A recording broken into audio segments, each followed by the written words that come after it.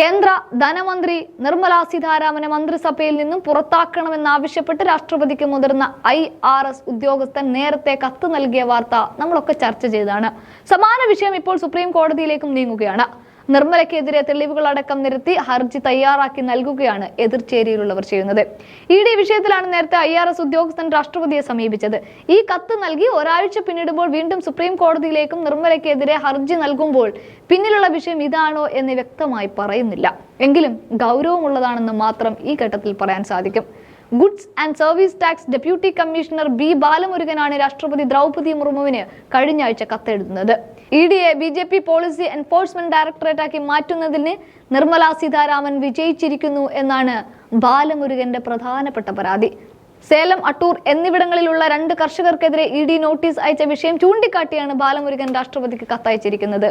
ഒരു പ്രാദേശിക BJP നേതാവ് തങ്ങളുടെ നിലം അനധികൃതമായി സ്വന്തമാക്കാൻ ശ്രമിക്കുന്നുവെന്ന് കർഷകർ പരാതി ഉയർത്തിയതിന് പിന്നാലെയാണ് അവർക്കെതിരെ ED അന്വേഷണം പ്രഖ്യാപിച്ചതെന്ന് ഗുരുതരമായ പരാതിയാണ് ബാലമുരുകൻ രാഷ്ട്രപതിയോട് ബോധിപ്പിച്ചിരിക്കുന്നത്. ED അന്വേഷണത്തിന് പിന്നിൽ ധനമന്ത്രി നിർമ്മല സീതാരാമൻ ആണെന്നും ഉദ്യോഗസ്ഥൻ ആരംഭിക്കുന്നുണ്ട്. സേലം ഈസ്റ്റ് ജില്ലാ സെക്രട്ടറി ഗുണശേഖരൻ എന്നയാൾക്കെതിരെയാണ് കർഷകർ പരാതി നൽകിയത്.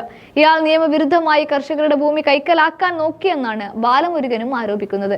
മാത്രമല്ല BJP നേതാവിനെതിരെ ജില്ലയിലെ കോടതികളിൽ സിവിൽ ക്രിമിനൽ കേസുകൾ നിലവിലുണ്ടെന്നും ബാലമുരുകൻ ചൂണ്ടിക്കാട്ടുന്നുണ്ട്.